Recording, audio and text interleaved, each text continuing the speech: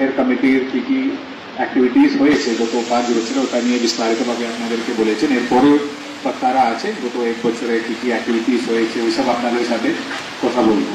তো আমি আমার মনে আছে 5 বছর আগে আমি যখন এসপি দার্জিলিং ছিলেন তখন প্রথমবার এই কমিটি উদ্বোধন হয়েছিল, তখন মাননীয় মুখ্যমন্ত্রীর ইনস্ট্রাকশনে এই কমিটি ফাংশনিং হয়েছে।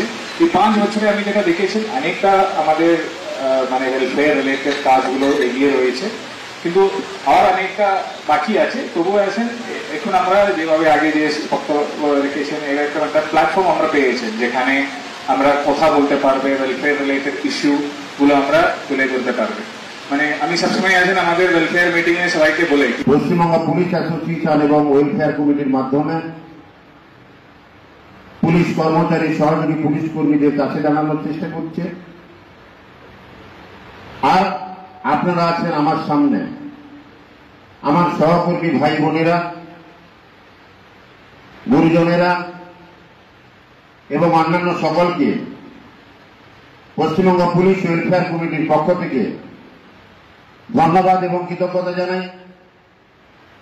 আপনাদের প্রত্যেকের মঙ্গল কামনা করি, আপনাদের পরিবারের মঙ্গল কামনা করি, আপনাদের সামাজিক জীবন, কর্মজীবন এবং পারিবারিক জীবন সুন্দর হোক, সুখের হোক। আগামী দিনগুলো আপনাদের আরো সুন্দর হোক। আমি অবশ্যই এই জেলার পুলিশ সুপার সাহেবের নেতৃত্বে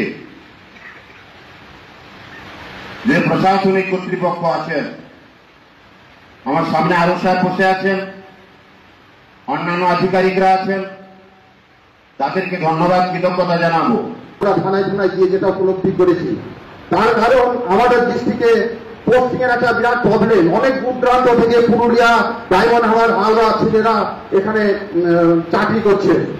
সেই পরিপ্রেক্ষিতে তাদের কথা মতো সাহেবদের বলেছিলাম তারা যেন স্যার একটু আমাদের সাব ডিভিশনের মধ্যে থাকতে পারে। তার কারণ তাদের এখান থেকে অনেক দূর বাড়ি।